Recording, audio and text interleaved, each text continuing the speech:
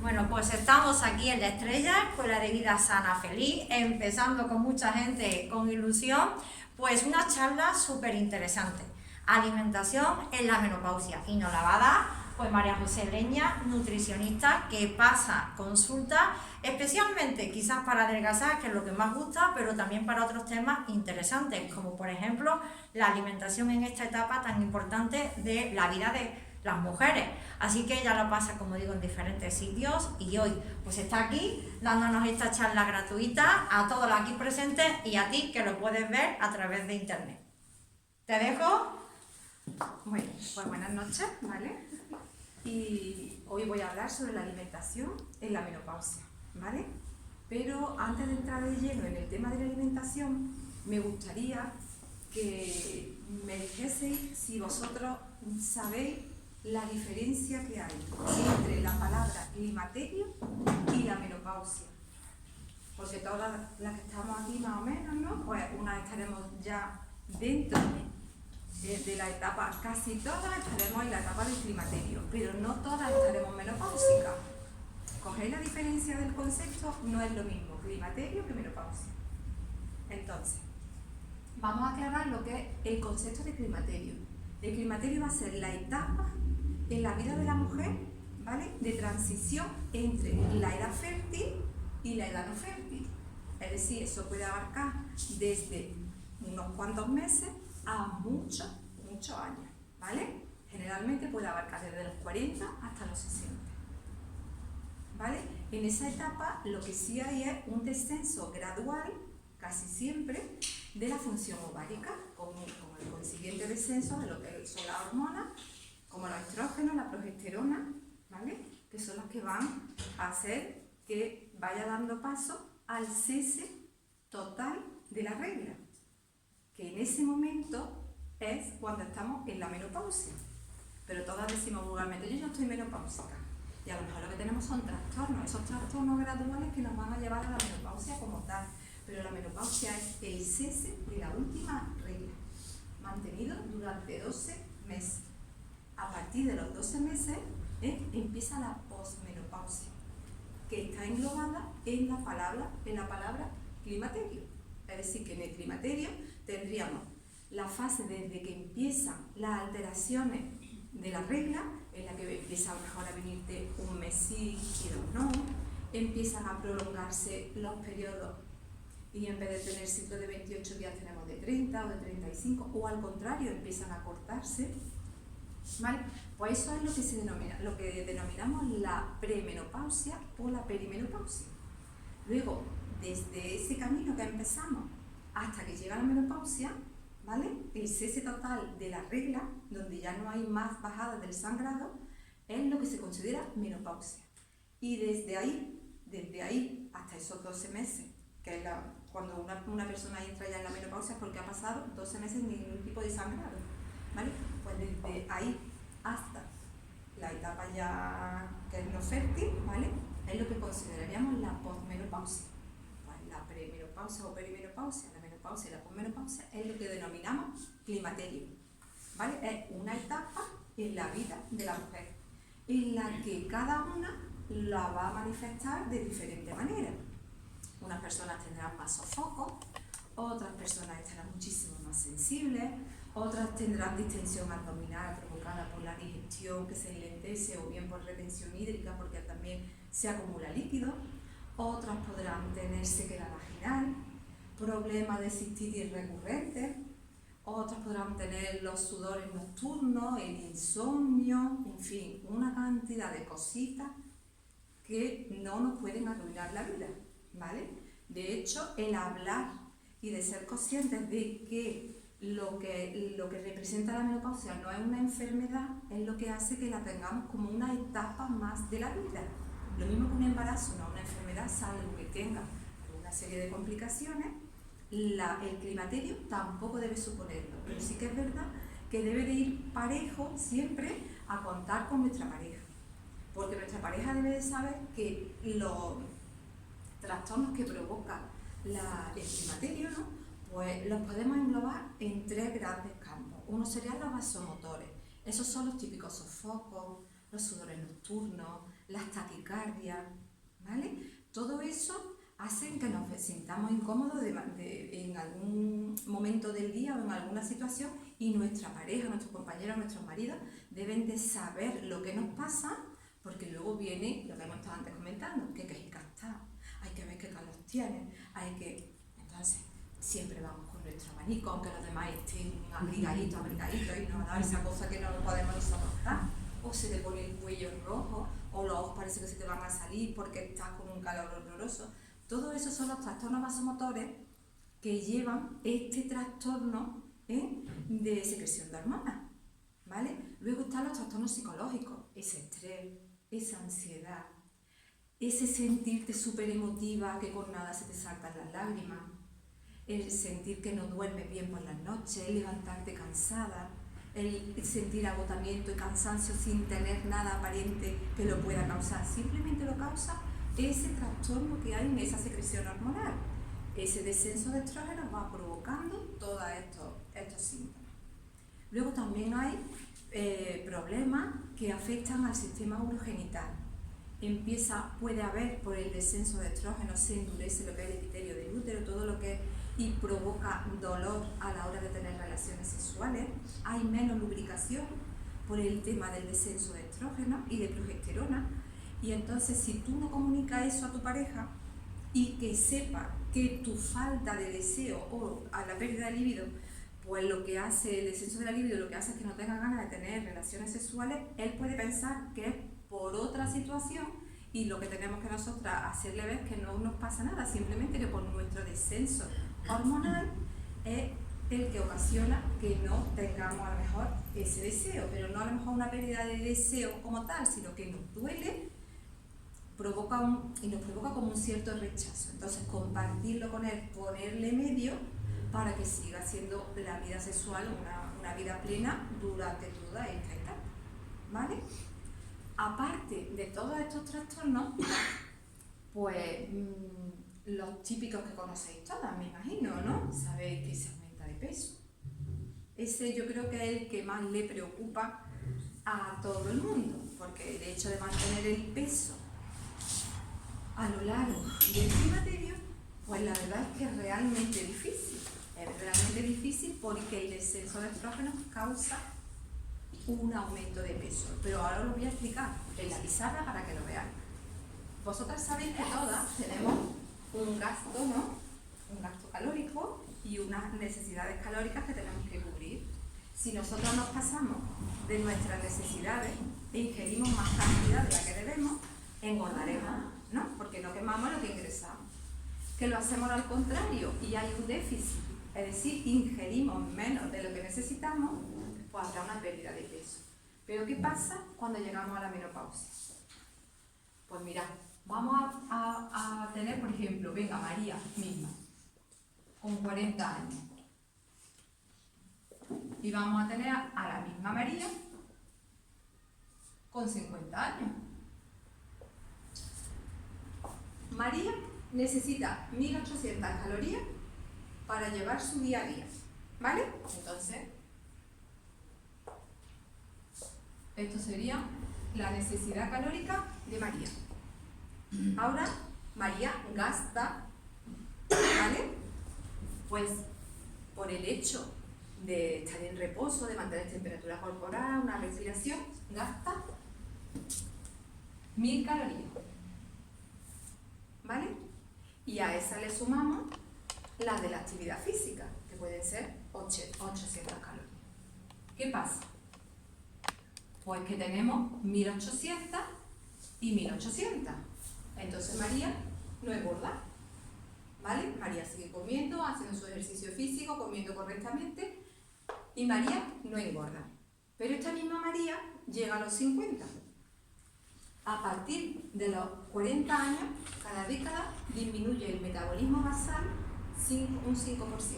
Eso significa que cada vez necesitamos comer con más calidad los alimentos, pero que no supongan un incremento del contenido calórico.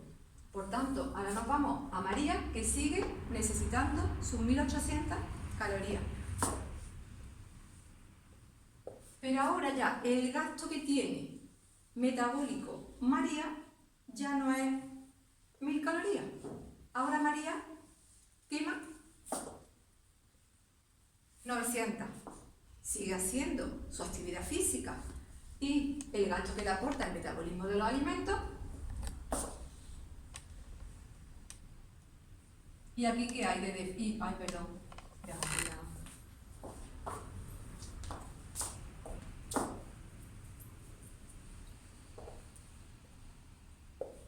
900 es lo que ahora gasta por su metabolismo, ¿vale? Y sigue haciendo el mismo deporte.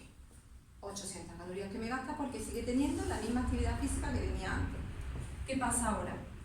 Ahora aquí ya no son 1800. Ahora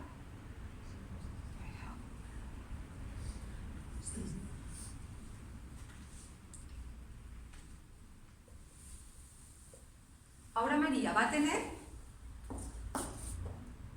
Espérate que me he equivocado, es más que para eso, ¿eh? No.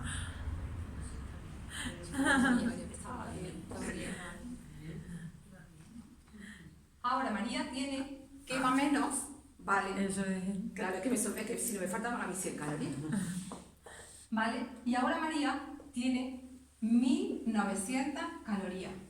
Aquí que hay un desfase entre lo que ella necesita y lo que ella ahora ingiere. ¿Qué le pasa a estas 100 calorías? Estas 100 calorías diarias, si las transformamos en grasa, 1 gramo de grasa son 9 kilocalorías. Si las transformamos en grasa, nos dan 11 gramos de grasa diarios que María guarda para ella. Eso lo multiplica por 365 días que tiene el año y aproximadamente arriba o abajo nos salen 4 kilos. 4 kilos que María engorda al año sin hacer nada. Esto que dice, yo no sé cómo he engordado, porque es que yo hago el mismo deporte, como de la misma manera, hago todas mis actividades y a mí es que me van cayendo kilos y además no hay manera de quitármelos. Entonces, ¿qué pasa? Si nosotros no llegamos a eliminar estas 100 calorías diarias que ahora no somos capaces de quemar, llegaremos a engordar en esta etapa, pues calculamos pues, el orden de 10 a 20 kilos. Entonces, yo no quiero asustar a nadie porque desde luego me da pánico. A mí también. A mí me da terror, un auténtico pánico. Pero ¿qué pasa? ¿Cómo podemos solventar este descenso metabólico a causa de este desorden hormonal? Pues muy fácilmente, controlando la comida, siendo conscientes de que tenemos que ingerir un poquito de menos cantidad y además hay que incrementar el ejercicio físico. La palabra esta de ejercicio físico la tenemos que grabar a fuego en la época de la menopausia. No se puede pasar un día en el que nos andemos o en el que hagamos algún tipo de ejercicio físico, porque eso es lo que nos va a ayudar metabólicamente a cambiar esas calorías que nos sobran por unas que sean deficitarias, por lo menos que no engordemos, que nos mantengamos. Por eso es tan difícil bajar de peso cuando la menopausia llega, ¿vale? Pero no solamente en la menopausia hablando, es decir, yo ya me refiero al climaterio, desde que empiezan ese desorden hormonal hasta el final, ¿vale? Entonces, ¿cómo lo vamos a solucionar? Dieta y ejercicio físico, ¿vale? ¿Qué pasa si empezamos a acumular grasa?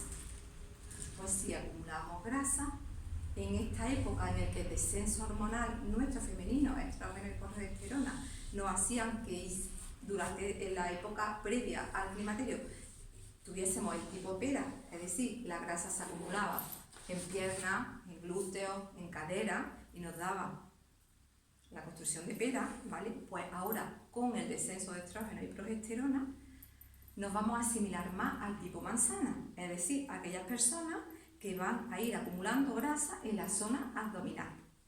¿Qué pasa con la grasa abdominal? ¿Habéis oído lo de la grasa visceral alguna vez? La grasa visceral es la que se acumula en la zona del abdomen y que recubre los órganos internos. Esa grasa propia del hombre es una grasa perjudicial porque puede acarrear problemas metabólicos si esto no se controla o se pone fin a este sobrepeso, ¿vale? Entonces, ese hecho de engordar en la zona de la barriga también hace que se cambie el perfil lipídico que teníamos nosotras antes de entrar en el climaterio. Voy a borrar esto y os lo voy a explicar. Vaya.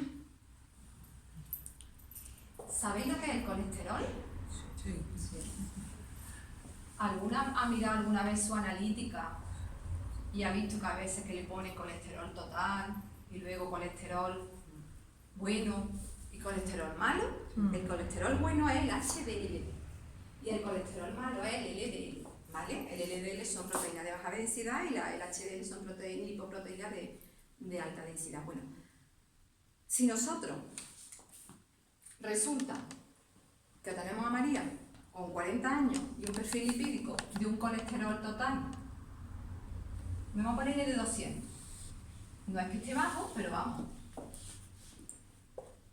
Serían 200 miligramos de colesterol por decilitro de sangre, ¿vale?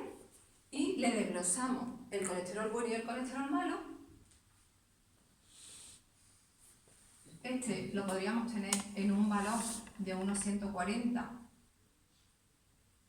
y el HDL en unos 60.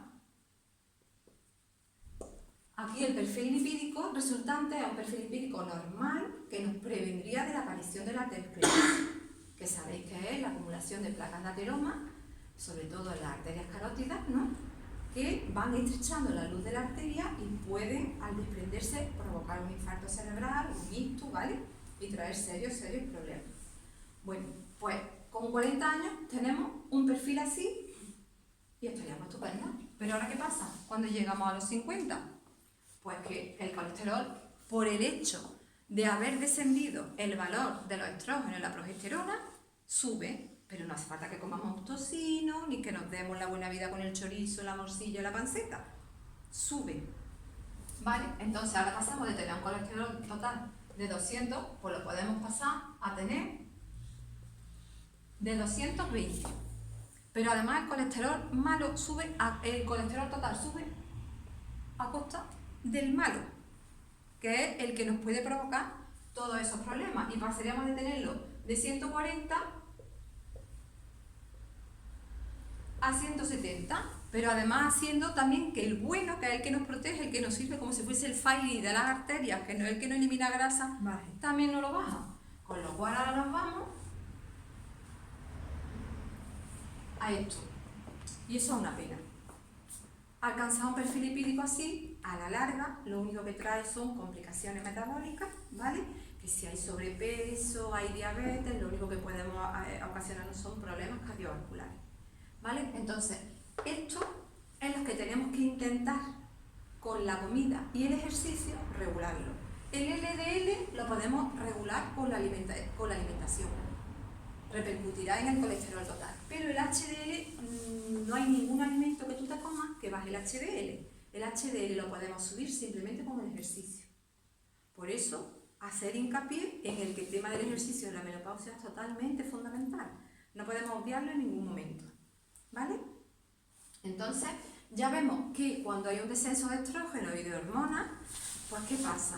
Pues hay un desajuste en las necesidades calóricas del cuerpo, con lo cual si nos pasamos, aumentamos con mucha más facilidad que antes, y tenemos que el perfil lipídico, ¿vale?, es decir, el colesterol sube sin que hagamos nada.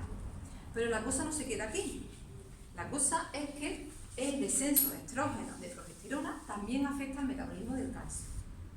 Con lo cual, voy a tomar otra vez.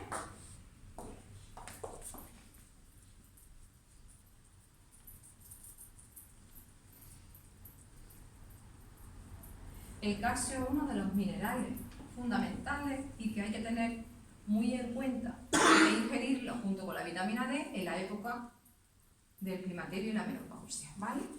Durante toda esta época. ¿Qué pasa? ¿Cómo llega el calcio al hueso? Nosotros tomamos calcio, bien de la leche, bien de los frutos secos, bien de las legumbres, bien de combinación, ¿vale?, de alimentos. ¿Y dónde va a parar el calcio de los alimentos? Pues va a parar al intestino.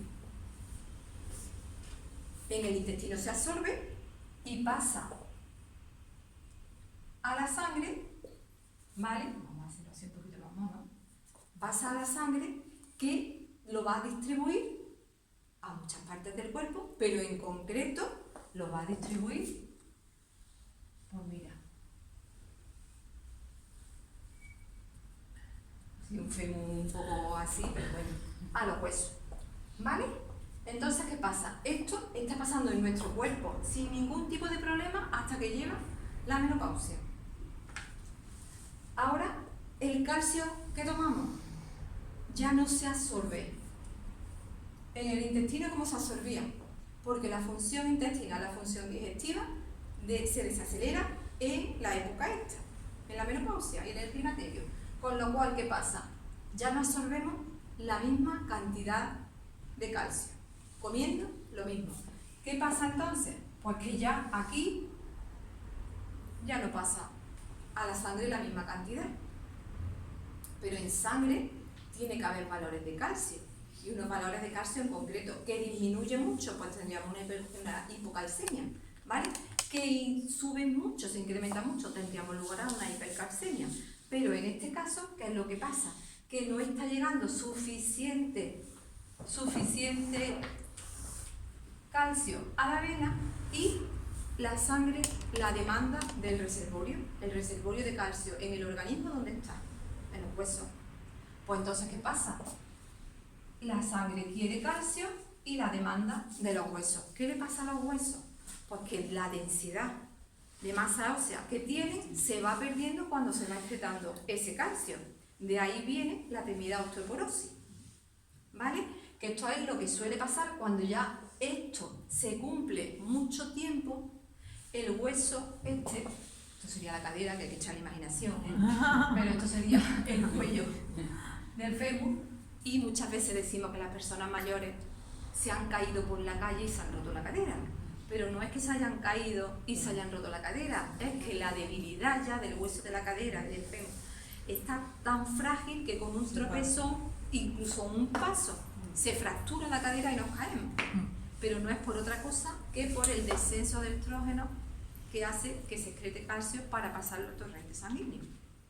Es decir, que tenemos un cóctel bueno, no una enfermedad, pero vamos. Bueno, esto es la parte... Tenemos todo. Sí, somos un completitas. Pero bueno, esto hay que tomárselo con buen humor y ver que esto no es una enfermedad porque podemos paliarla. ¿Qué pasa con estas fracturas que vamos a ver? Desde que somos chiquititos hasta los 25 años sí que vamos acumulando calcio. Una vez que cumplimos los 25, las reservas de calcio ya están completas. A partir de ahí lo que tenemos que hacer es mantenerlas porque ya no admiten más, ¿vale? Entonces a partir de ahí empezamos gradualmente, tanto los hombres como las mujeres, a perder reserva, pero nosotros nos vemos afectadas mucho más porque tenemos los embarazos y en el crecimiento de la masa ósea del bebé tiramos del calcio nuestro. Y luego pasamos por la menopausia, que ese descenso de estrógeno y de progesterona hacen que haya una dificultad en la absorción del calcio y entonces, aun comiendo igual, la fractura, vamos, lo que es la osteoporosis se acelera mucho más. Además, el proceso de osteoporosis, lo que es la excreción del calcio al hueso, es mucho más rápida en los 2 años siguientes a la fecha de la última regla. Así que los años siguientes a la menopausia propiamente dicha, cuanto más se acelera el proceso de osteoporosis. Y si le, digamos, tomamos más calcio, de todas maneras él no lo va a trabajar bien, da igual. Vamos a ver, el problema que tenemos es que ahora ya no asimilamos igual, ¿vale? Pues entonces tendremos que incrementar la cantidad de calcio y aquellas sustancias que favorezcan que ese calcio se adhiera al hueso, como es la vitamina D, como el fósforo, como el magnesio, ¿vale? Entonces ahora después hablaremos qué alimentos hay que incrementar para que tengamos la menor pérdida de masa ósea posible. Pero es que el problema lo tenemos en el intestino, ¿vale? Entonces habrá que incrementar más porque si el intestino antes, pues con 1000 miligramos de calcio absorbía y teníamos nuestros huesos en una densidad, en una masa ósea fuerte, si ahora con 1000 no es suficiente, pues a lo mejor hay que incrementarlo en 1200 y tener en cuenta pues los alimentos, ¿vale? O las sustancias que pueden hacer que se fije el calcio a hueso y también tener constancia de que hay alimentos y que hay sustancias que ayudan a la descalcificación porque hace que huesos excreten calcio, ¿vale? Entonces, tanto en las dietas hiperproteicas como dietas con diuréticos, que se fuerza el organismo a tener una diuresis más abundante, en esa diuresis ahí se eliminan muchos oligoelementos y minerales, y entre ellos el calcio, con lo cual hacer dietas de ese tipo en esta edad son una locura en cualquier edad, pero en esta mucho más, ¿vale? Porque como no sabemos cómo está el cuerpo por dentro, que ya no la está jugando, si además hacemos nosotros cosas que nos puede agredir, es doblemente el deterioro que conlleva a nuestra salud, ¿vale?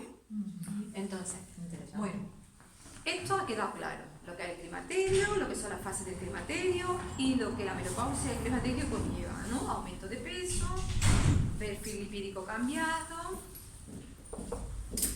fragilidad ósea, bueno, y muchísimos más. ¿Cómo lo podemos llevar medianamente, salir airosa de la situación? Pues siendo conscientes de que tenemos que comer mejor que lo hacíamos antes. Porque ahora habrá que cambiar a lo mejor la cantidad, pero no la calidad. Ahora tenemos que comer conscientemente de que lo que estamos haciendo es ayudar al cuerpo a que no sufra o a paliar en lo que nosotros podamos todos los efectos de signos y síntomas que nos provoca el haber entrado en esta etapa, ¿vale? Entonces me imagino que aquí todos sabéis lo que es una alimentación equilibrada, ¿no? Una alimentación equilibrada pues tiene que ser una alimentación variada, donde contemos con todos los grupos de alimentos. Debe de ser una alimentación armónica, es decir, que sepamos combinar todas las sustancias para que no haya ninguna. Debe ser suficiente, que cubra nuestra demanda, porque cada persona tiene una demanda particular, dependiendo de dónde trabaje, dependiendo del esfuerzo físico que haga, dependiendo de dónde trabaja, si tiene inclemencias del tiempo, si tiene, por ejemplo, trabaja en el frío, gastará más, porque tendrá el cuerpo que gastar más en mantener esa temperatura corporal. Si la persona está trabajando con muchísimo calor, pues incrementará una pérdida hídrica grandísima que habrá que reponer con ingestión de líquidos, ¿vale? Para que no haya pérdida de electrolítica, de minerales y oligoelementos. En fin, todo lo que es una dieta debe ser muy personalizada, porque cada uno somos un ser independiente y súper especial, ¿vale? Cada uno va a vivir, y cada una de nosotras, tú no vas a pasar la menopausia, pero te llegará la andropausia, que tú no te vas a creer que te vas a librar, ¿vale? Que lo mismo que nosotras sufrimos este trastorno hormonal, tú lo sufrirás en menor grado, pero es verdad que también hay un descenso de tu hormona, ¿vale? No tan así, y además no se habla. De hecho, alimentación en la menopausia has venido solo tú y estamos aquí como unas 20 y tantas personas, eso significa mucho, pero vamos, llegará el momento en el que tú también bajen esos andrógenos que te haga tener ese melenón que tienes actualmente, esa fortaleza física con esos músculos, pues todo el descenso de andrógenos, pues hará que se debilite todo, pues el pelo, aparezca la calvicie, en fin, todas las cositas que trae pareja. Este paso del tiempo que hay que llevarlo a gala, porque llegar hasta aquí significa que hemos tenido una vida hasta los 50, 45, la que tengáis, que ya es un triunfo. Así es que no hay que ver la menopausia o el climaterio, que engloba desde los 25 hasta los 60, 65, dependiendo de a los años que le aparezca a la persona los primeros trastornos. No hay que tenerlo eso como, ay, qué pena que estoy envejeciendo, hay que llevar los años a gala, que para eso los tenemos, ¿vale? Bueno, no me voy a liar porque si no, vamos a la alimentación, ¿vale? Ya hemos dicho que la alimentación, para que esté equilibrada, tiene que estar balanceada, tiene que ser adecuada a la persona, tiene que ser suficiente, tiene que ser armónica, ¿vale? Bueno, pues en la etapa de la menopausia hay que ser muy consciente de que ya no debemos de comer como comíamos antes. Es decir, hay que ordenar muy bien la comida y hay que saber que hay alimentos que nos van a beneficiar mucho más ahora que otros alimentos que los teníamos en nuestra dieta habitual. Entonces ahora hay que darle preferencia a las verduras de hoja verde, a todo tipo de verduras, pero la verdura siempre, yo recomiendo siempre una ración de verdura fresca, es decir, que no ha pasado por ninguna manipulación, es decir, no ha sufrido el deterioro de las vitaminas y de los minerales que tiene por la prolongación en el tiempo de cocción, ¿vale? Entonces, una ración de verdura fresca todos los días. Si pueden ser dos, mejor. Que tampoco hay que hincharse de lechuga, se puede comer un tomatito picado, podemos tomar unos espárragos, podemos tomar una ensalada, ¿vale? Y otra ración que vaya ya hervida, como formando parte de un pisto, formando parte de un guiso, un estofado, porque siempre le pongamos a la carne o al pescado adición de verduras, ¿vale? La legumbre es otro de los vale, es otro de los alimentos que tenemos que tener incluidos en la dieta de todas las semanas, ¿vale? Tiene fibras solubles, proteínas, vitaminas, minerales, entonces van a ayudarnos muchísimo, por ejemplo, a controlar lo que era el tema del colesterol, ¿vale? Entonces hay que hacer mucho hincapié en tomar verduras, tanto frescas como guisadas, legumbres, cereales integrales, ¿vale? Vamos a intentar tomar pan integral, pero que no sea el pan integral solamente con salvado, porque el exceso de salvado también ayuda a excretar calcio. Es decir, que cuando hablemos de panes con fibra, pues que tengan inulina, que tengan semillas de chía, que tengan sésamo, pero también tenemos que acordarnos que todos esos panes son panes enriquecidos que tienen más contenido calórico que el pan blanco común, ¿vale? Entonces hay que hacerlo todo con mucha cabeza. Hay que comer cosas como grasas saludables, que ahora os diré, pero siempre en su justa medida y en relación al gasto que nosotros podamos hacer de esta comida, ¿vale? Entonces, hay que incrementar el consumo de pescado en favor de la carne, pero no podemos decir que no hay que comer carne, pero hay que incrementar el consumo de pescado y al menos 1 o 2 veces pescado azul. El pescado azul tiene un inconveniente, tiene muchas ventajas porque tiene ácidos grasos buenísimos, ¿vale? Omega 3 que van a repercutir muy bien en la salud, pero tenemos el problema de que si el pescado gana en tamaño y se mantiene mucho tiempo en el mar, gana mucho contenido en metales pesados, como el mercurio. Entonces el mercurio ese, si lo vamos acumulando, es una sustancia que no vamos a eliminar del cuerpo fácilmente, ¿vale? Entonces yo siempre recomiendo pescaditos azules pero pequeños, el bonito, la caballa, la sardina. Son pescados pequeños que permanecen poco tiempo con todas las ventajas de los ácidos grasos esenciales que tienen, pero no tienen la cantidad de mercurio y metales pesados que tiene, por ejemplo, pues un pez espada, un emperador, un pescado gordo, un atún, ¿vale? Entonces intentar siempre, el atún blanco es más pequeño que el atún rojo, ¿vale? Entonces consumir siempre dándole preferencia a los más pequeñitos que a los grandes, ¿vale? ¿Y una lata de atún? La latita de atún siempre que sean de atún blanco, ¿vale? Todo lo que... Pero eso no te lo pone en la lata, ¿no? Sí, te tiene que venir atún blanco, en aceite. O al natural, da igual, pero que ponga atún blanco. Siempre el atún blanco es más pequeño y tiene menos mercurio. Girasol, natural, de aceite de oliva, pero que sea atún blanco, Lo pone. rojo, no me puedo fallar, no lo he leído nunca. Pues buscarlo es igual. Pero tendré que usar. ¿Vale? Atún claro. Atún blanco o atún claro. Eso sí es más normal que lo hayamos visto. ¿Vale? Sí. Entonces tenemos que incrementar el consumo de pescado, ¿vale? Hay que consumir carne 2 o 3 veces en semana, pero siempre dando preferencia a las partes magras y a las carnes blancas, aunque no quiere decir que no comamos cerdo, ¿vale? Podemos consumir cerdo, pero siempre utilizando eso, la parte del lomo, la parte del solomillo, la pierna que tienen menos grasa. E intentar que sean carnes de cultivo, que sean de ganadería ecológica. Así vamos a tener menos ingesta de hormonas y de antibióticos, ¿vale? Yo sé que es muy complicado, ¿vale? Pero bueno, siempre tenemos la opción de que si no consumimos carne, ahora os voy a explicar yo otra manera que hay importante de ingerir proteínas, que es utilizar cereales y legumbres, ¿vale? Mezclarlos, o legumbres o cereal con leche, o legumbre y verdura con cereal, porque eso ahora os lo voy a explicar, que es muy fácil, es muy divertido además, y lo vais a tener clarito. Pero que el consumo de carne que no sea magra lo podemos hacer 2 o 3 veces en semana. La ternera igual, ¿vale? Pero siempre que tengamos cuidadito con las partes magras, ¿vale? Entonces, la proteína es fundamental en esta etapa porque el descenso de estrógenos también hace que perdamos masa muscular en detrimento, ¿vale? Perdemos masa muscular y ponemos masa grasa, con lo cual son 2 cosas. Entonces no hay que obviar lo que es el consumo de proteína. La proteína la vamos a encontrar en la leche, en los huevos, en la carne y en el pescado. Eso serían fuentes de proteína de alto valor biológico. ¿Por qué? Porque en la cadena de aminoácidos no falta ninguno, están todos.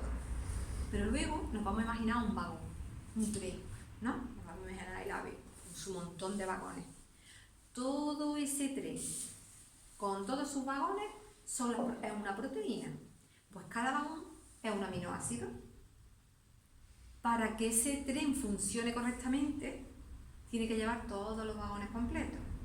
Pero ¿qué pasa si hay un vagón que no tiene toda la cantidad que debería de tener para que la proteína sea de buena calidad? Pues que nos encontramos con proteínas se llamarían proteínas de bajo valor biológico, en las que hay aminoácidos, vagones, con un aminoácido limitante, es decir, que no tiene la cantidad suficiente para considerar una proteína de alto valor biológico. ¿Qué pasa? Eso pasa en los cereales, en algunas legumbres, porque tenemos legumbres como el garbanzo, algunos tipos de habichuelas, tenemos la soja, tenemos la quinoa, la quinoa no es una legumbre, es un cereal, pero que tienen proteínas de alto valor biológico, es decir, que tienen toda la cadena de aminoácidos completa. Los aminoácidos son 20 y 8 son esenciales. Esos esenciales el organismo no los puede sintetizar. Y eso solo hay que ingerir con los alimentos. Y en esos aminoácidos es en lo que son limitantes los cereales y las legumbres. Con lo cual, ¿qué pasa? Por ejemplo, la legumbre es deficitaria en metionina, uno de los aminoácidos esenciales, pero tiene mucha lisina. Y los cereales, al contrario, tienen mucha lisina y menos. Al contrario, tienen más lisina y menos metionina. ¿Qué pasa? Si tú juntas una legumbre con un cereal, tenemos el tren otra vez completo. ¿Vale? Le falta uno. Porque la metionina que tenía uno de más la complementa con el que tenía de menos, y la lisina que tenía uno de menos la complementa con la lisina que tenía de más. Entonces hace un vagón completo y forma el tren con todos sus aminoácidos, una proteína que va a ser bien absorbida por el organismo y va a cumplir la función que tiene, que principalmente es la función estructural, es decir, que va a ir reponiendo y regenerando los tejidos, ¿vale? Tanto internos como externos. Entonces, esa manera de combinar cereal más legumbre, o por ejemplo unas espinacas con piñones y pasas, porque la espinaca también tiene un contenido proteico alto, lo que pasa, un buen contenido proteico, lo que pasa es que tiene muy poquita proteína por 100 gramos de alimento. Nos vamos a comer, ¿qué te digo yo?, 300 o 400 gramos de espinacas para conseguir una ración de proteína más o menos aceptable, ¿no? Entonces, para complementar eso, pues podemos añadir piñones, podemos añadir pasas, o podemos añadir garbanzos. Y comemos una proteína buena, de buena calidad, sin tener que recurrir a la carne, al pescado, o a la leche o al huevo, ¿vale? Entonces, aquellas personas que quieran comer y darle más importancia a la proteína vegetal, que sepa que lo pueden hacer combinando de esa determinada manera, ¿vale? Pon más combinaciones, por favor. Mira, por ejemplo, un cocido de garbanzo con arroz. Ahí tenemos nuestro garbanzo, que son la legumbre, y nuestro arroz, que es el cereal. Se complementan los aminoácidos limitantes de los dos, ¿vale? Se complementan. Con lo cual, un plato de garbanzo con arroz, lo que le hace falta al lado es una buena ensalada. No unas croquetas, no un pescado frito, unas empanadillas. Un buen ¿sabes? trozo de pan. Por ejemplo, O la pringada. vamos a ver, una pringa, un día, un poquito, llevando una vida con una actividad física que podamos quemarla, no hay problema. Es que la alimentación, lo que yo sí quiero que de aquí salgáis, es que no hay que eliminar todo, vamos, nada del todo, salvo que haya una patología específica que impida, pues, ¿qué te digo yo? Con un ácido úrico no podemos tomar proteína ni marisco a pimporro. Aquí tenemos que tener una ingesta muy cautelosa, porque si no el ácido úrico puede subir todavía más.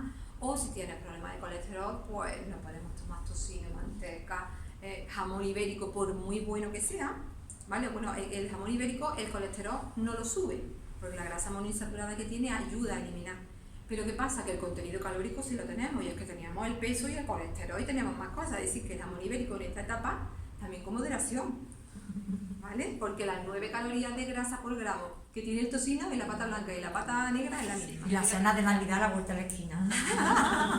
El tema de la la leche, sopita. que si desnatada, semidesnatada, entera. Muy buena pregunta, porque mira, vamos a ver, con el tema del calcio, una de los alimentos que más a la mano tenemos para tener buena cantidad de calcio en poca cantidad de productos es los lácteos, es la leche. ¿Qué le pasa a la leche? Yo siempre digo que la leche, si no te cae mal, es decir, si no tienes ninguna intolerancia a la caseína, que es la proteína de la leche, o no tienes ninguna intolerancia a la lactosa, tú puedes tomar leche sin ningún problema, porque tu organismo tiene para deshacer esa caseína y tiene lactasa para transformar esa lactosa, ¿vale? Para degradarla, con lo cual no hay ningún problema. Entera. ¿Qué pasa? ¿Qué pasa cuando estamos en esta etapa? Pues que ahí teníamos un problema con el colesterol por el hecho de haber descendido los estrógenos. Entonces la leche, la clasificación que tiene es leche entera, leche semi y leche desnatada. Aparte de que hay leche enriquecida, ¿no? Que serían dentro de los alimentos funcionales, por ejemplo la omega 3, la que lleva fibra, ¿no? Pero la leche que habitualmente consumimos pues es la leche entera, desnatada o semi. La ideal para esta etapa, si no hay problemas de colesterol, es la semidesnatada. ¿Por qué? Porque las 3 leches, la desnatada, la entera y la semi, tienen 120 miligramos de calcio por 100 mililitros de leche. Con lo cual la cantidad de calcio en las 3 leches es la misma. Pero no en las 3 se absorbe en el organismo de la misma forma, porque no llevan pareja la cantidad de vitaminas liposolubles que se van quitando a medida que vamos desnatando la leche. Las vitaminas liposolubles viajan en la grasa, son la A, la D, la K y la I. ¿Vale? Entonces, la leche entera tiene su grasa, donde viajan esas vitaminas y el calcio que tú tomas lo vas a asimilar. Problema, que es grasa saturada de origen animal y si hay colesterol no deberíamos. La ideal es la semi. Problemas que personas que tengan problemas con colesterol, comprar leche desnatada, pero siempre que venga enriquecida en vitamina A y D. Porque si no llevan esas vitaminas, tú te tomas los 120 miligramos de calcio por 100 mililitros, pero tú no los absorbes. Entre que ya tenemos la disminución de la absorción intestinal y que no le estamos dando los nutrientes necesarios para que ayudemos a fijar ese calcio al hueso, resulta que la leche desnatada es como si tú bebieras agua. Esto es igual con los yogures desnatados. Yo siempre recomiendo, si no hay problemas de colesterol, de vez en cuando tomarnos un yogur entero. ¿Vale? ¿Y otras leches vegetales? Las leches vegetales, todas las leches vegetales vienen enriquecidas en calcio. Tiene que venir específicamente que vienen enriquecidas, porque si no, desgraciadamente, no tienen contenido en calcio. ¿Vale? Entonces tienen que la leche de alpiste viene enriquecida, la leche de soja viene enriquecida en calcio también. Ya depende del proceso de extracción. Lo que pasa es que las leches vegetales, todas, avena, arroz, soja, alpiste, leche de coco, todas vienen enriquecidas en calcio. Bueno, ¿y si te las haces tú? Porque mueles tú la propia almendra o Estupendo. el sésamo o por ejemplo, bueno, Leche de sésamo también hay, lo que pasa es que claro, el necesitamos pistacho sésamo. también se hace. ¿Qué pasa? Pues que no tienen la cantidad tan alta de calcio por los gramos de alimento. ¿Vale? Entonces siempre tienen que venir enriquecidas. Aunque tomar sésamo es súper bueno, añadir a la comida un espurreito de sésamo en la ensalada, en una empanada que haga, en un yogur que te tome, en una crema de verdura, a la hora de hacer un pan, tanto la linaza como la chía, como el sésamo, es súper bueno. Además de que tiene contenido en calcio, tiene una serie de ácidos grasos omega 6 y omega 3 que vienen muy bien para este descenso también y de alteración de ácidos grasos que se producen en la menopausia por el trastorno hormonal. El problema de la leche vegetales es que tiene muchísima azúcar. Hay que buscar leche, el problema de eso y de los yogures y de todo lo que venga con adición de azúcar, el problema es que no sabemos qué cantidad, si no lo mira, que debe de venir toda especificada en la composición nutricional.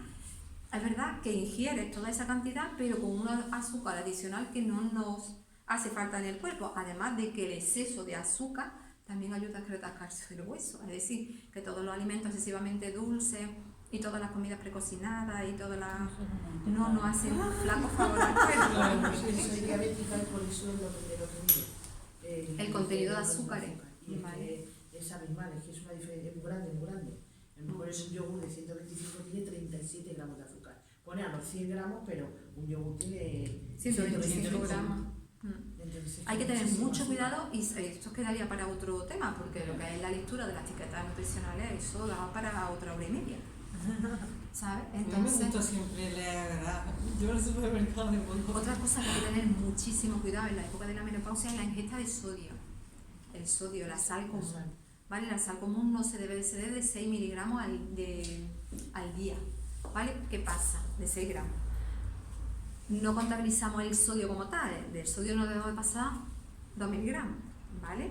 Con lo cual, todo lo que lleve a un exceso de sodio va a provocar una retención hídrica que ya no lo están provocando el trastorno hormonal. Aparte de que si nosotros ingerimos mucho sodio, actuamos como esponja y retenemos el líquido, con la consecuente distensión abdominal, de piernas, edema en los tobillos, no salen los anillos de las manos, las bolsas, en fin. El sodio también es muy importante, además de que lleva aparejado una posible subida de tensión arterial. ¿Y la sal yodada? La sal yodada es buena consumirla siempre en los términos que hemos estado hablando, que viene enriquecida con yodo, un mineral que es fundamental para el funcionamiento de la glándula tiroidea. ¿Qué pasa en estas zonas? Pues que no tenemos un consumo muy habitual de pescado de mar, porque el de piscifactoría no tiene yodo, ¿vale? Tiene que ser pescado de mar, con su cantidad de yodo correspondiente que haga que lo que es la glándula tiroidea funcione bien. Entonces, como ni vamos a la playa con una frecuencia grandísima donde por la piel podemos absorber el yodo, ni consumimos cantidades de pescado como deberíamos de hacerlo, muchas veces hay zonas endémicas, por ejemplo Cabra, Montilla, todas esas son una zona endémica de bocio donde hay muchísimos problemas de tiroides.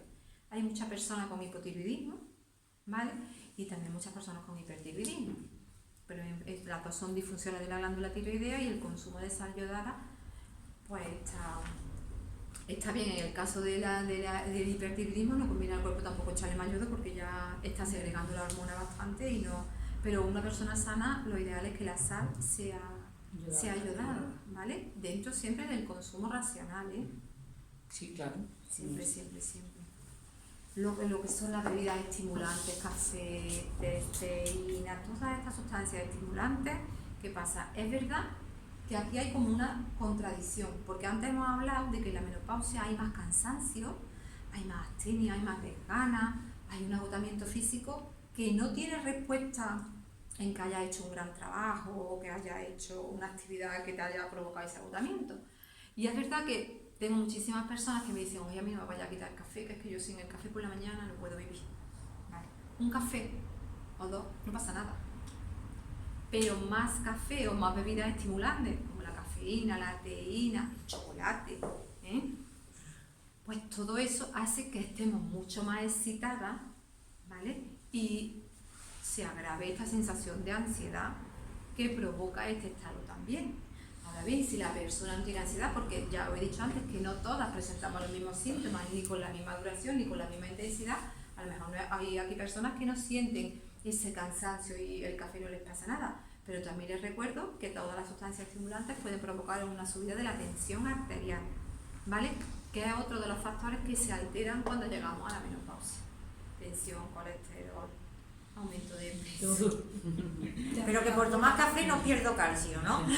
Si abusas del café, si abusas del té, si abusas, por ejemplo, abusar del té ayuda a excretar, vamos, a que no se asimile muy bien el hierro, fíjate.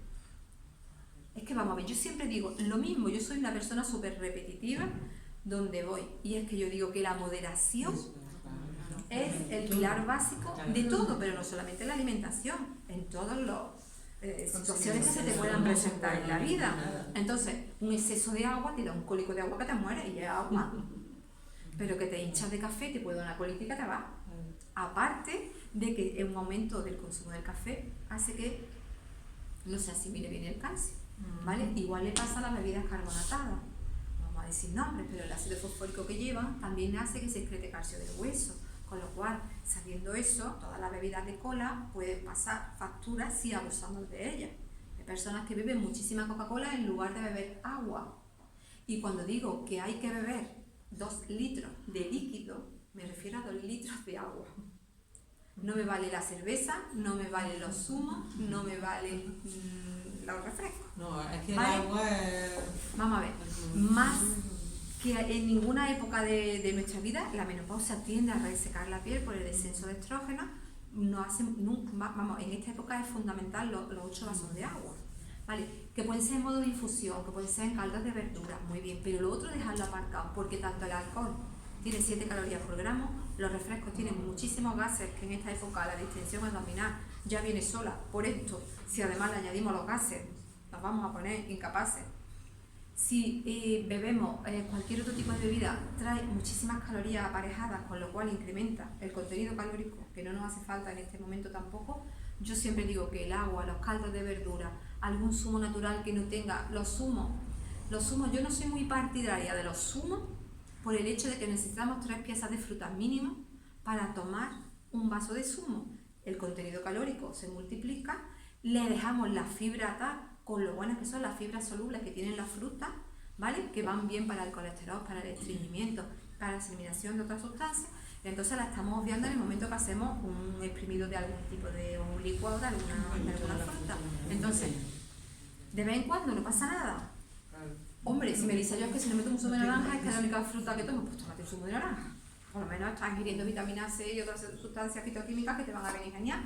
Pero que intentemos comer masticando, porque además en este momento nos volvemos un poquito más selectivas y nos saciamos menos, con lo cual si masticamos despacio nos saciaremos antes que si nos bebemos un zumo de naranja. ¿Vale? Otra cosa súper importante es la utilización de las grasas. El aceite, ¿vale? El aceite de oliva es súper bueno, sabéis que es cardiosaludable, que viene muy bien para el colesterol que no suba, que es súper hidratante, antioxidante, pero nadie os dice que tiene 900 calorías por 100 mililitros. El alimento más rico en calorías que tenemos en todos los alimentos. Son 900 calorías por 100 mililitros. Una cucharada sopera de aceite son 99 calorías.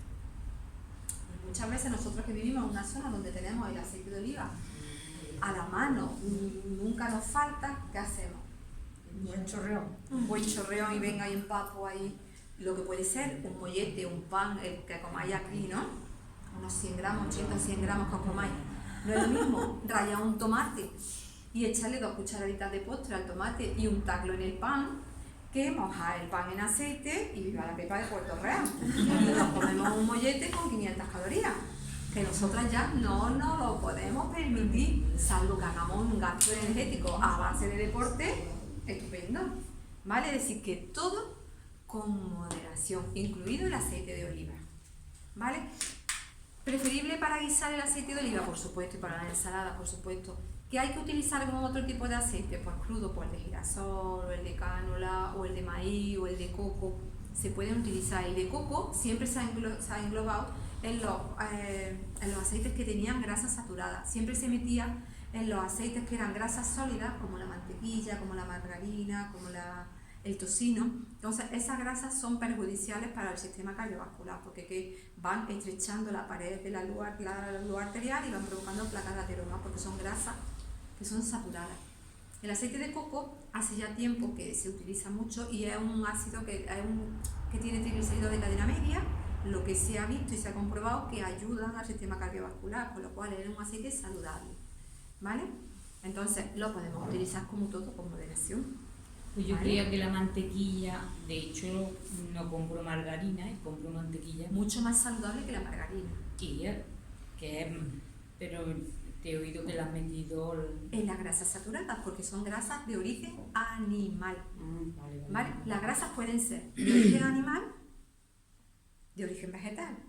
Las de origen vegetal, las que provienen del cerdo, Sí. de todas esas son grasas saturadas, ¿vale?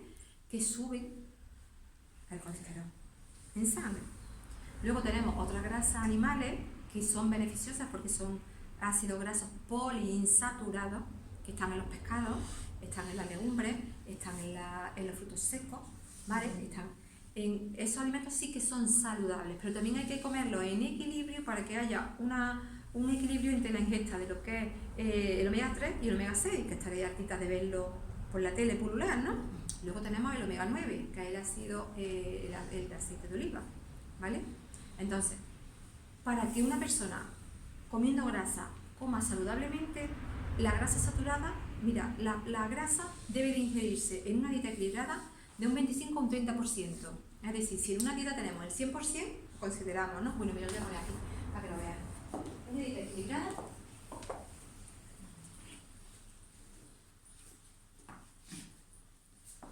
debe de estar formada por todos los nutrientes. Los nutrientes sabéis que los podemos clasificar en hidratos de carbono, ¿no?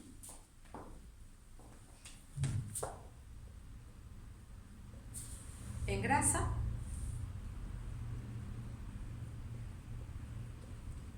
en proteína, luego están las vitaminas, los minerales y el agua, ¿vale? Pero ¿qué pasa? Estos son los macronutrientes que son los que vamos a ver más claro en los alimentos. Entonces, para que una alimentación sea equilibrada, debe de tener de un 50 a un 60% de hidratos de carbono en su composición, ¿vale? De grasa, de un 25 a un 30%, y de proteína, de un 13 a un 16%. ¿Qué pasa? Esto vamos a ir jugando con él. Esto sería como para elaborar una dieta básica. A partir de aquí podemos transformar la dieta en hiperproteica subiendo esto mucho en detrimento de los hidratos de carbono, o hacer una dieta con muchísima grasa en detrimento de los hidratos de carbono también, y podemos bajar las proteínas en función de, por ejemplo, una persona con alguna patología renal, pues tendremos que bajar la ingesta. Una persona que tenga un problema con los ácidos grasos en el organismo, que tenga problemas de colesterol, de triglicéridos y todo eso, habrá que bajar la ingesta de grasa, pero de grasa saturada. Porque aquí lo que os quería decir es que dentro de aquí, el 7% podrá ser de grasa saturada, en torno a un 10-12% de la poliinsaturada y el resto de monoinsaturada. Es decir, que hay que comer, que porque me comáis un día un poquito de tocino, o que me comáis una tripa de salchichón, o porque comáis una pringadita, no pasa nada si el resto de la dieta está equilibrada, ¿vale? Es decir, que cuando me ha dicho la mantequilla entra a formar parte de la grasa saturada, de la sólida, pero ¿qué pasa? Que aquí tenemos también un margen para poder utilizar todo un poquito de mantequilla, ¿vale? Y la mantequilla pues es bastante mejor que la margarina, porque la margarina lo que sufre es un proceso de hidrogenación, con lo cual desvirtúan todos los ácidos grasos su grasa que tiene. no es buena, es más buena la de la mantequilla. La hidrógeno, claro, Porque esta ya ha pasado por mucho... Esta ya está procesada. Y todos los alimentos que están procesados han sufrido una serie de cambios que ya no son tan buenos para el consumo, ¿vale? Esporádicamente, no pasa nada, pero que no sean la base de nuestra alimentación. La base de nuestra alimentación debe ser la legumbre, el pescado, los huevos, la verdura, la fruta. La margarina es vegetal, ¿no? La margarina es vegetal. Y la mantequilla es Animal. leche, Grasa saturada. leche. Lo que pasa es que la grasa vegetal la satura, ¿vale? La hidrogena, y hay una transformación de los ácidos grasos. Para que sea untuosa, para que tenga esa textura que tiene, pues sufre una alteración en los ácidos grasos, con lo cual ya no son, al principio eran unos ácidos grasos que no eran saturados, pero al hidrogenarlas sí que pasa a ser. Entonces, es falso.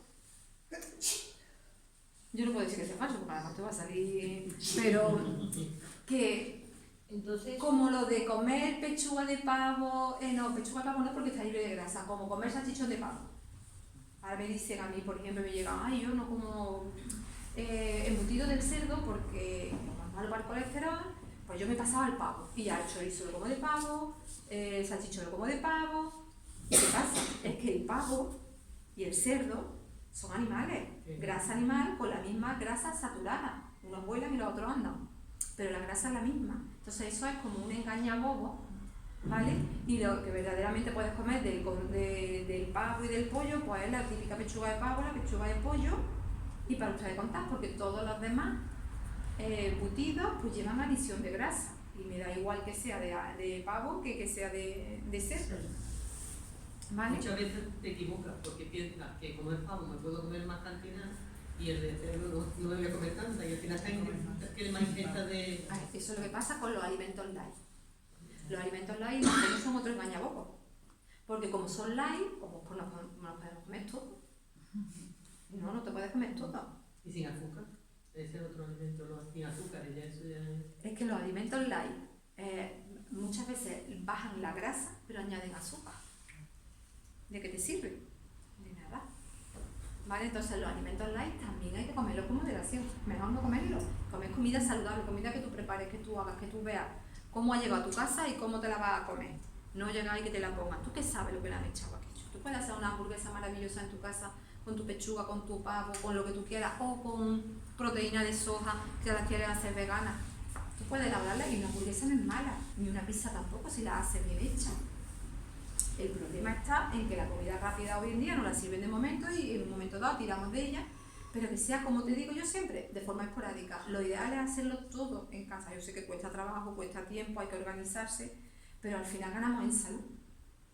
Entonces se puede comer una hamburguesa, se puede comer una pizza y se puede comer unas lentejas un día con un choricito sin carta, pero hay que comer habitualmente verduras, frutas, hay que comer todos los días, ¿vale? Sano, y que lo esporádico sea el sacar el pie del plato. Lo que pasa es que el marketing que tenemos hoy en día, pues te meten toda la comida basura y toda la comida fácil, te la meten. Que vamos. Entonces si preparan las lentejas y le echa el chorizo de pollo en vez de cerdo, ¿es mejor? Lo mismo. Es igual, es lo mismo. Es lo mismo. No te la comes con arroz. La mantequilla que pone, o sea, que el mantequilla pone fácil de untar. Esta entonces ha perdido... Claro, la grasa cuando se enfría se solidifica. La animal.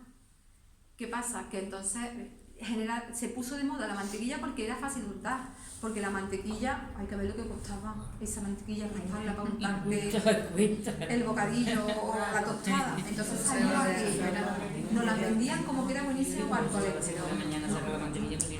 Es verdad que ahora también hay mantequillas que le han añadido esteroles vegetales. Esos son los alimentos que antes he dicho, alimentos funcionales, que van indicados para una determinada enfermedades, ¿no?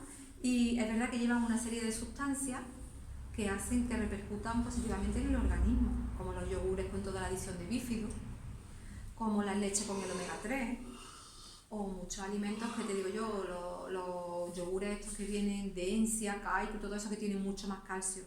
Todo eso se ha añadido para ayudar a determinadas patologías. Pero que lo de las mantequillas, si hay que comer, mejor de todo aceite de oliva. Que hay que comer algún día mantequilla, pues se come mantequilla. Pero lo que sí os aconsejo es que todo lo que guiséis, lo guiséis con aceite de oliva. Tiene un punto mucho más alto de resistencia al quemar, con lo cual el deterioro de los ácidos grasos por el exceso de calor es bastante menor. ¿Vale? Entonces, para cocinar ideal siempre. Por ejemplo, el aceite de coco tiene una resistencia súper alta para la hora de quemar.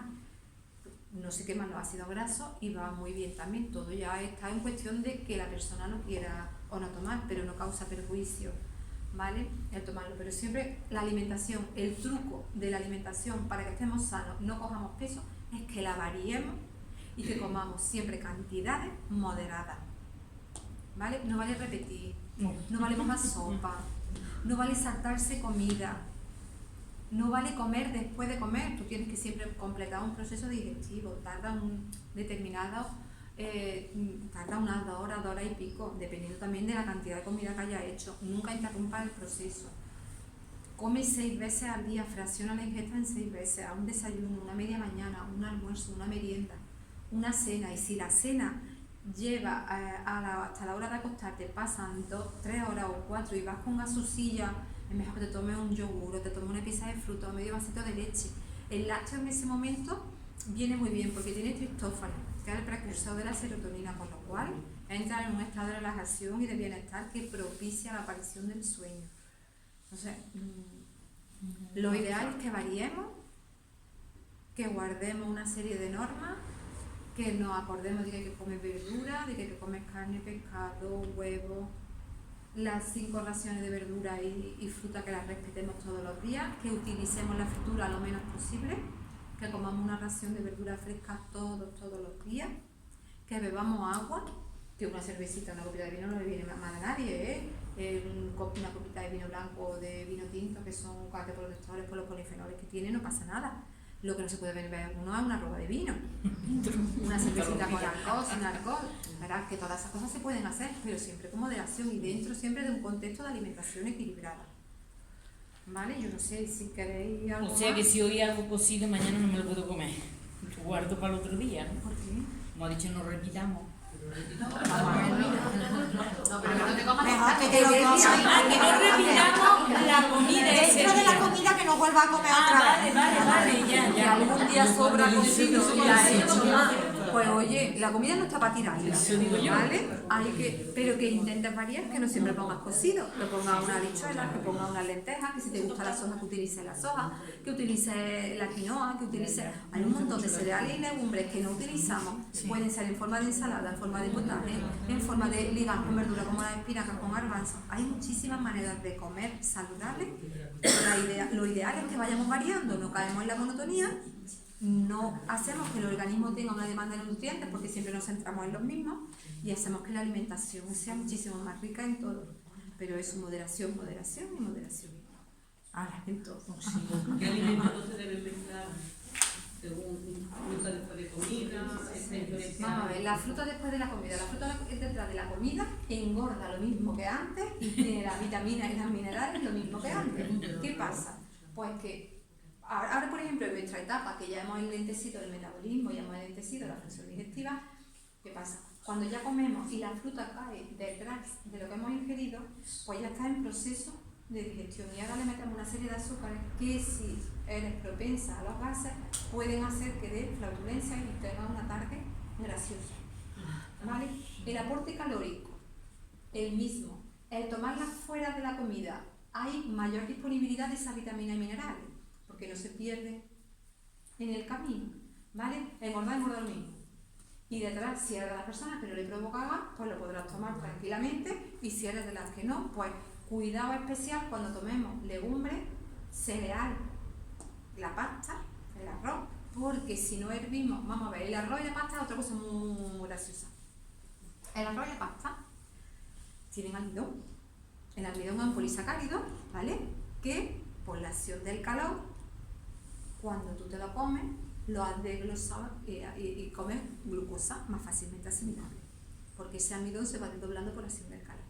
Entonces, para la gente que tiene diabetes, es mejor comer la pasta y el arroz al dente. ¿Por qué? Porque no hemos desdoblado ese almidón del todo. ¿Qué pasa por comerlo al dente? Pues que vemos cosas que te mueren. Entonces, lo que beneficia para una cosa, lo perjudica para otra. ¿Pero qué pasa? Podemos hacerlo cocido y enfriarlo en la nevera 3 o 4 horas. Ahí lo que hacemos es hacer el almidón resistente. Con lo cual, ahora, en el momento de comerlo, estamos comiéndonos un polisacárido. Con lo cual el estómago, el sistema digestivo tiene que trabajar mucho más y el aporte de glucosa a sangre pasa mucho más lento. Por tanto, en la diabetes, esto de los almidones resistentes es súper útil porque ahí interviene también el índice glucémico de los alimentos. Una vez que lo has cocido, la pasta y el arroz suben muchísimo. Tiene un índice glucémico muy alto, pero si tú lo enfrías, el índice glucémico baja. O sea que lo hagamos por la mañana, lo dejemos y al mediodía la volvemos a calentar con Pero lo ya que es rápido, ya no es a lo mejor que tirar la columna vertebral o algo. Igual que es mucho mejor para la dieta. Por ejemplo, yo lo recomiendo mucho en verano, tomarnos una ensalada tipo 3 delicias, que come arroz, pero ahí el organismo tiene que trabajar más, ¿vale? Y el índice glucémico es menor y la respuesta insulínica también. Igual que la pasta, en vez de comernos una pasta con boloñesa, una pasta y que la pasta no engorda, lo que engorda es lo que le echamos. Con verdura. ¿Vale? Si tú haces una pasta con verdura, un pesto, por ejemplo, otra vez que tú me dijiste, combíname algo, pues una pasta con pesto, una pasta con verdura y piñones, ahí tenemos otra combinación buenísima para alcanzar una proteína de alto valor biológico. Entonces, unos macarrones al pesto o unos espaguetis al pesto también estamos ingiriendo una cantidad de proteína que no nos pensamos que la estamos ingiriendo porque no es ni una chuleta, ni a un filete de pescado, ni a un huevo, ¿vale? Entonces, se me ha ido la onda. Y si la pasta, Sí, las cuando ya la combinaciones. hierves y le echa agua fría y la escurre, es mejor. Le has quitado un poco de almidón, pero está dentro de la composición de la pasta. Con lo cual, si te comes la pasta en ese momento, vamos a ver, cuando una persona diabética debuta con una diabetes, le dicen, bueno, pues no debes de comer dulce, no debes de comer pan y no debes de comer unos ciertos alimentos, ¿vale? Patata, ¿vale? Pero te dejan que comas arroz, te dejan que comas pasta, pero no te explican Como tienes que el elaborarlo. índice glucémico que tienen esos alimentos una vez que se cuecen, porque es verdad que el arroz, y mejor si es integral, cuando tú estás utilizándolo en seco, el índice glucémico que tiene es que tú no te puedes comer un arroz crudo, ¿vale? Claro. Pero cuando tú te tienes que comer, para tú poderte comer ese arroz, tú lo tienes que someter un rato a una alta temperatura, con lo cual tú lo vas ablandando, pero ese almidón que en principio era un polisacárido, lo vas degradando en moléculas más pequeñas, ¿vale? Que sí son fácilmente absorbibles por el organismo. Con lo cual, cuando tú te comes un plato de pasta, el nivel de azúcar en sangre sube muy rápido. Si tú no tienes insulina para atacarle, sube el nivel de azúcar en sangre, ¿vale? Por lo tanto, la pasta y el arroz hay que acompañarla siempre con verdura y algún tipo de grasa saludable, que también no lo hemos dejado en el tintero, eso es que no se puede. Eso no se puede hablar de Está bien que nos quedemos con ganas de más. otro día. Las grasas saludables como el aguacate, Iba a decir yo como el el aguacate. atún, como los pescados, son grasas que se pueden añadir a esta pasta, ¿eh? Y toda la ingesta de grasa con este almidón dificulta la absorción porque la grasa es más lenta de digerir y hace que haya una secreción de insulina más paulatina porque no sube tanto el azúcar en sangre. Pues es que esto ¿vale? Pero sí lo que quiero que os quede claro es que se puede comer de todo Con moderación. con moderación y siempre que no haya una patología asociada. Estamos hablando de una dieta en la menopausia, siempre que no haya ninguna patología asociada. Es verdad que estas tres que hemos visto antes, como el sobrepeso, como el colesterol, el perfil lipídico, la osteoporosis, son tres claras que nos van a aparecer por el hecho de estar metidas en el climaterio, ¿vale? Esas nos vienen solas, pero si hacemos ejercicio físico y comemos bien, nos afectará menos, evidentemente, ¿vale? Y si vamos comiendo ya antes, ya nos vamos preparando también. Vamos, la que no haya llegado a la menopausia está en el momento idóneo para empezar a comer saludable. Eso le va a hacer tener mejor calidad de vida y que todos los síntomas y signos que traen parejo la menopausia le afectarán menos. Luego también hay un montón de sustancias naturales, porque por ejemplo cuando hay una persona que tiene unos trastornos de menopausia súper fuertes, como una ansiedad o unos sofocos, unos sudores nocturnos, que hay personas que los tienen muy agravados y muy acusados, pues tendrán que recurrir a una terapia hormonal sustitutoria. Lo que pasa que está comprobado que esa terapia hormonal sustitutoria hay que valorarla muy bien por el médico porque puede traer parejos, otras cosas que son más serias que por lo que estamos yendo al médico. Entonces, ¿qué pasa? Hay veces que lo podemos tratar muchas veces con terapia natural. Podemos contar con la ingestión de semillas de chía, de semillas de lino, todas tienen sustancias fitoestrogénicas, ¿vale? Similares a los estrógenos, ¿vale? Y que van a ayudar a que no haya tanto descenso en el organismo. Podemos utilizar la soja, tiene fitoestrógenos naturales, podemos utilizar el almuz cactus, ¿vale? Para las que tengan ahora mismo síndromes premenstruales dolorosos, que tengan mucha retención de líquido, que se encuentren mal porque todavía tengan la regla o estén empezando en la perimenopausia, pues el almuz cactus le va a venir genial. Tenemos también las sincífugas que ayudan muchísimo a controlar los sofocos, ayuda también a mantener un poquito el nivel de calcio, en fin, muchas plantas. El trébol rojo ayuda a relajarse, el triptófano, la serotonina, la melatonina. Hay un montón de sustancias naturales que si empezamos a familiarizarnos con ellas, es verdad que nos ayudan a paliar los efectos negativos que trae la menopausia en el organismo. Eso, simplemente leer un poquito o simplemente pasarse por el herbolario de Víctor, que Víctor está súper preparado y os puede aclarar cualquier duda. ¿Y el omega 3? El omega 3 es muy bueno. Yo estoy tomando 2 pastillas diarias. 2 pastillas. Lo que tenemos que buscar es que haya siempre un equilibrio entre el omega 3 y el omega 6, ¿vale? Para que la respuesta en el organismo sea más positiva, ¿vale? Porque El omega 6 has dicho que era, no, el aceite era el 9. No, el 9. El aceite de oliva tiene omega 9. Eso es. Los ácidos polisaturados, las legumbres, los ácidos de los vegetales como el de oliva, el de colza, el de lino, todo eso, tienen, bueno, el de lino es omega 3, ¿eh?